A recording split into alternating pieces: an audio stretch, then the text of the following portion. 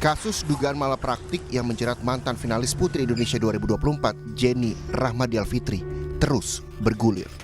Subdit 4 Tipiter Ditreskrimsus Polda Riau kembali menerima laporan korban klinik kecantikan bodong yang menjerat mantan finalis Putri Indonesia 2024, Jenny Rahmadial Fitri. Total, sudah 2 korban yang melapor ke Polda Riau.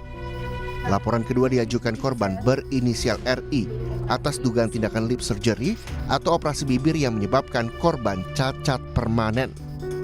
Saat ini semua berkas dan laporan dugaan klinik kecantikan bodong dengan tersangka Jenny Rahmadial Fitri sudah P21 dan siap dilimpahkan kepada kejaksaan untuk disidangkan.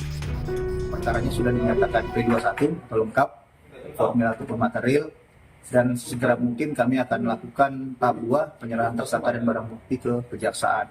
Selanjutnya kami juga menindaklanjuti adanya laporan baru oleh pelapor yang statusnya saat ini sudah kami tingkatkan kepada penyidikan dengan terlapor JR.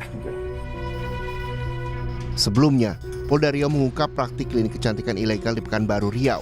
Dengan modal sertifikat pelatihan, mantan finalis Putri Indonesia 2024 Jenny Rahmadial Fitri membuka klinik kecantikan dan melakukan tindakan medis terhadap sejumlah korban.